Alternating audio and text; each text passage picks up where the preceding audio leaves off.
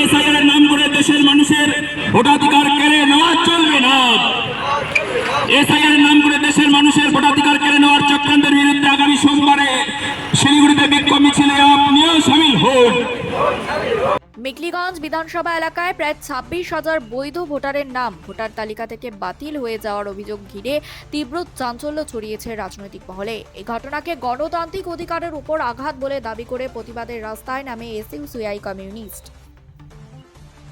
শনিবার চ্যাংড়াবান্ধা ভিডিও অফিসের সামনে দলের কর্মী ও সমর্থকেরা জমায়েত হয়ে বিক্ষোভ কর্মসূচি পালন করেন। তাদের দাবি, বৈধ ভোটারদের নাম কোনোভাবেই ভোটার তালিকা থেকে বাদ দেওয়া যায় না। বিষয়টি দ্রুত পুনর্বিবেচনা করে সংশোধনের দাবিতে সরব হন আন্দোলনকারীরা। বিক্ষোভস্থল থেকে একটি মিছিল বের হয় চ্যাংড়াবান্ধা ভিআইপি মোড় থেকে শুরু করে চ্যাংড়াবান্ধা বাজার পর্যন্ত। মিছিলটি বিভিন্ন রাস্তা পরিক্রমা করে নেতাজির মূর্তির মাধ্যমে শেষ হয়। বাংলায় আজকে ভোটার তালিকা প্রকাশ করছে। এই কর্মসূচিতে ধন্যবাদ।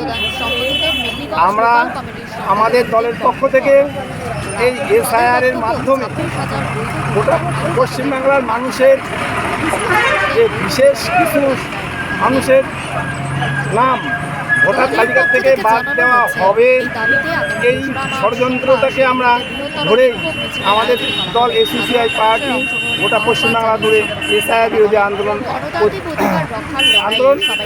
জারি রেখেছে এবং চালু আছে। আজকে যে ভোটার তালিকা প্রকাশ হয়েছে তাতে করে আমরা জানতে পেরেছি যে এক নং তপন মেখলিগঞ্জ বিধানসভা কেন্দ্রে 26,000 ভোটারের নাম বাতিল হয়েছে, যারা জীবিত সকলে। বন্ধুগণ, প্রশ্ন হলো এটাই যে আজকে এইভাবে একজন বৈধ ভোটারের নাম ভোটার তালিকা থেকে বাতিল করা চলবে না। এই দাবিতে আগামী সোমবার শিলিগুড়ি